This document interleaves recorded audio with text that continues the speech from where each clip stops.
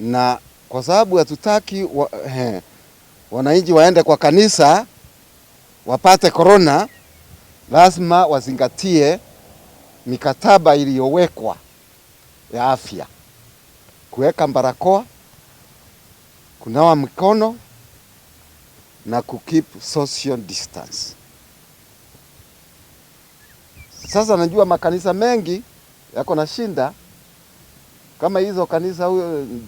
Huyu minority leader alikuwa anasema siko huko mbali, asina pesa. Ni kweli bishop? Ni kweli. So when we come to help the church, small with the help, however small it looks, yule ataturudishia asante ni Mungu mwenyewe. Because we are not doing it because of one known individual. We are doing it for community, so that the said community can have sanitation. Ndio hata kama tutafanya siasa wakati mwingine tutakuta kukuta watu walio na afya.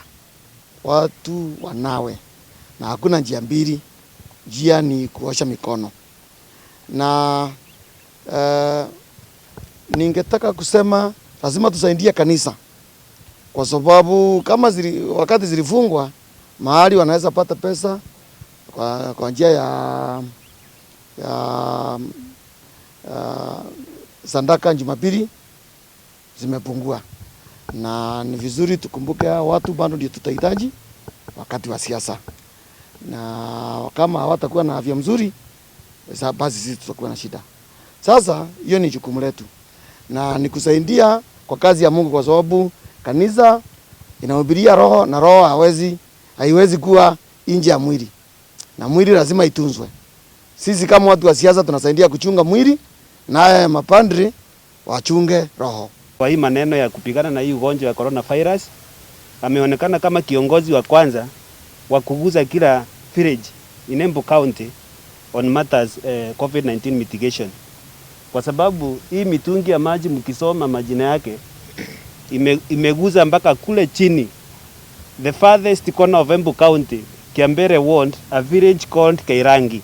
There is a church at Kairangi village iko na mtungi ya maji ya Mheshimiwa Lene Kifuti ya kunawa mikono kwa sababu ya coronavirus. Sisi wana AIC katika dayosisi hii tumepokea mitungi 71, that is 71 according to the number of our churches, local churches we have.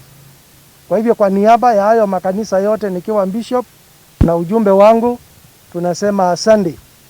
Tayari mnapoangalia mtungi, mheshimiwa ametupatia ujumbe ya kwamba wash hands, wear mask, keep distance. Na huu ndio mwito wa rais wetu katika Kenya yote nzima.